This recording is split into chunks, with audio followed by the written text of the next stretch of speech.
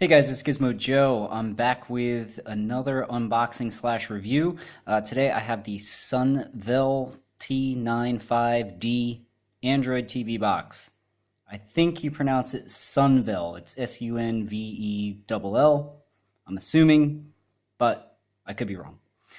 Anyway, the box, pretty nondescript. You can see that there's not a lot of information on the packaging, just very plain. You can see here that it does do high efficiency video coding, which is the reason why I bought this particular box, is because I have a lot of stuff in X265 format.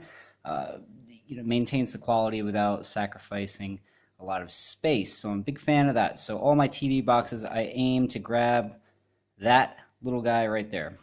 So got this guy pretty cheap. It's about $21.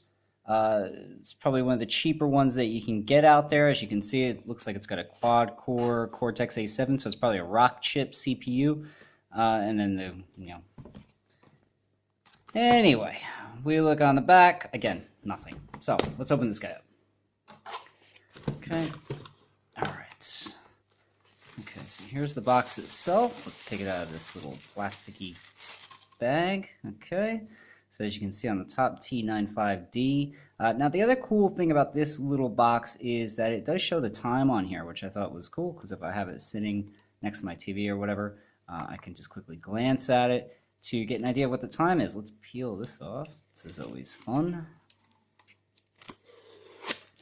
Okay, so it looks like on the top there, it's got a little power button. I'll have to test that out, see if that actually works. As you can see, there's a USB port on the side here. I know it's hard for you guys to see, but USB port on the side, micro SD card slot, that's up to 32 gig. You get your power, looks like HDMI out. You have a RJ45 or Ethernet cable there. Got another USB and the power port. Otherwise, pretty solid looking box. Just a hunk of plastic, really. Not dissimilar to all the others, but looks nice enough. It's got some nice curved edges to it, so it probably looks all right. Now, in the rest of the box, let's have a look and see what else we got here. The box is actually quite heavy. I was actually surprised. Okay, so it looks like you have your power brick here. I'll need an adapter for that because I'm in Australia.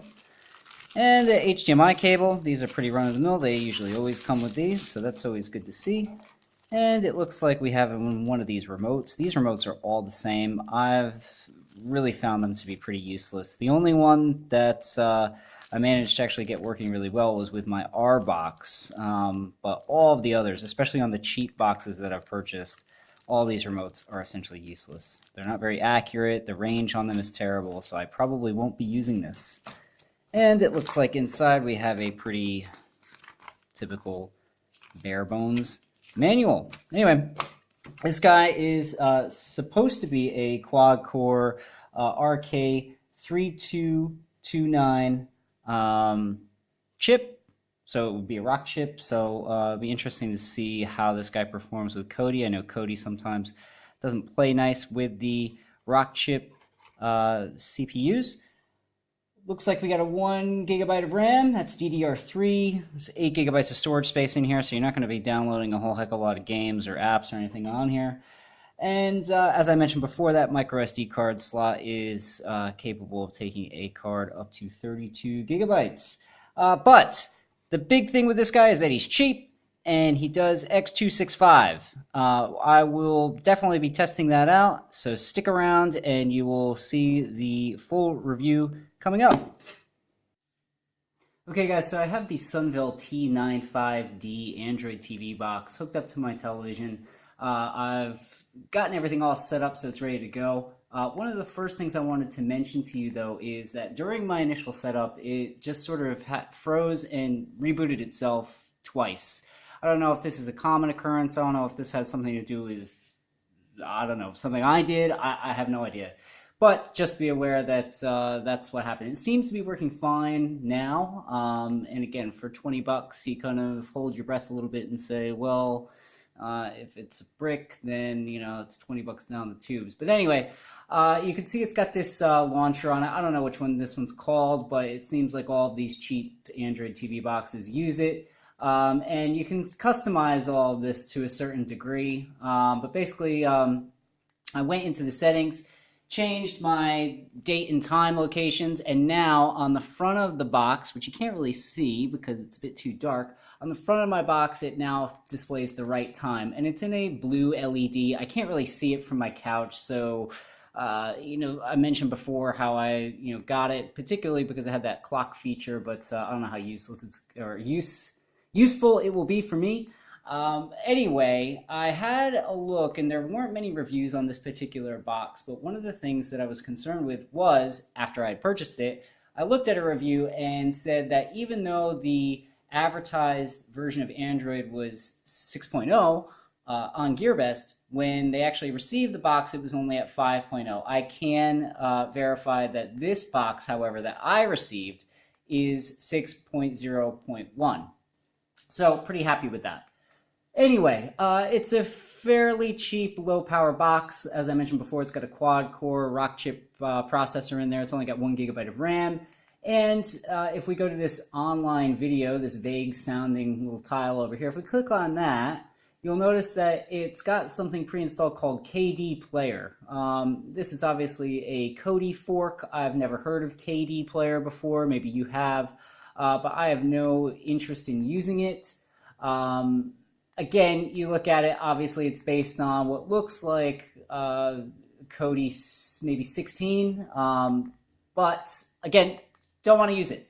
So I just went to the Kodi website and downloaded the APK file for the latest version of Kodi, which is 17.6. I was able to sideload that successfully, no problem, so I won't be using Kde Player. I will be, in fact, using Kodi. And as you can see here up in the top right hand corner, I have that installed. So if we fire that up, actually that's just going to put it on my main screen there. Yep, there we go. So let's fire it up. So as you can see, that's 17.6 Kodi Krypton. I've again downloaded this straight from the Kodi website and sideloaded it. So I didn't download it off the Google Play Store, although I would imagine that that's fine. Anyway, if we have a look here, see now, this is the problem that I was having before. Earlier, as I was setting this guy up, it froze. And it looks like it's freezing right now on me. So just bear with me. I'm going to see if I can get this guy back up and running. Okay guys, so I just had to reboot the entire thing by literally pulling the plug out of it. So I tried to plug in a different keyboard, nothing seemed to work, so I figured the only thing that I could do is the old unplug and plug it back in. You can see my air mouse is now on and it's freaking out. Anyway, let's go back down to Kodi. So again, I don't know if this box is all that great because it has now frozen on me 3 times just in the middle of use. So I don't know. Anyway, I wanted to show you guys a couple video files just to show you what it could do.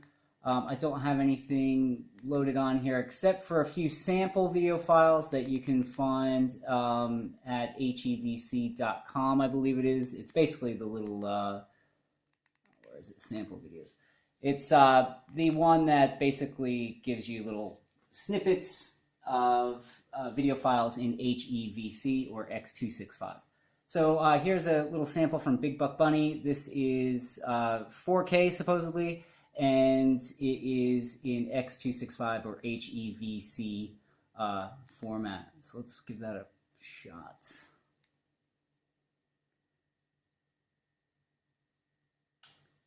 So as you can see, it plays it pretty smoothly. Doesn't really have any issues. I've never really watched Big Buck Bunny before, so I don't know if the grass is supposed to be moving like that. But it didn't play. It played it with no problems, no stuttering, no nothing. So it seems to be okay.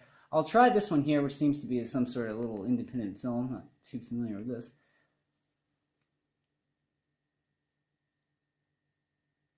Now my camera probably doesn't do it justice, but these are 1080p video files, and they look pretty good. I have a 55-inch screen here. They're looking pretty decent. So again, the Sunvell T95D Android TV box, capable of playing that HEVC file or X265, what do you want to call it? And that was my main concern. The only thing that really gives me pause now is the fact that this thing seems to freeze more often than I'd like. Anyway, I'll try to play or just fire up some YouTube, because that's all I really do with these little Android TV boxes, is I watch Kodi and I watch YouTube. So let's have a look and see what sort of YouTube app we've got here. All right, this I like because it seems like it's got the YouTube TV app built in.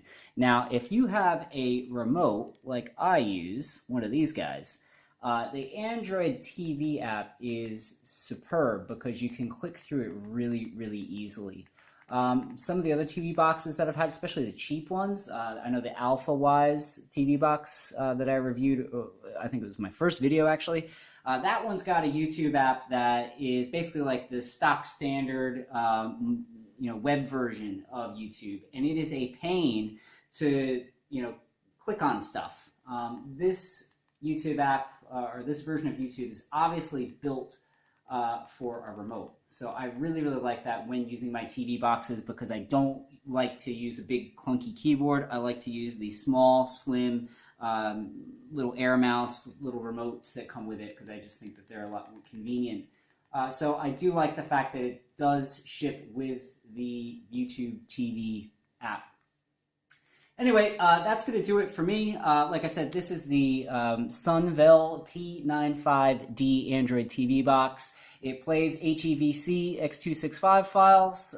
It has the YouTube TV app, which is a big plus. However, it does seem to crash quite a bit. I'll have to keep testing it. Again, I've only been playing around with it for about an hour or so. Maybe it's just ironing out the kinks. I'm not really sure. But again, for $21, what can you expect? If you're interested in this particular unit, again, you can buy it from GearBest. I will leave a link in the description below so that you can grab one for yourself if you wish to do so. And if you like this video, give me a thumbs up, subscribe, and shoot me comments. I like the feedback. But anyway, until next time, I will catch you later. This has been Gizmo Joe.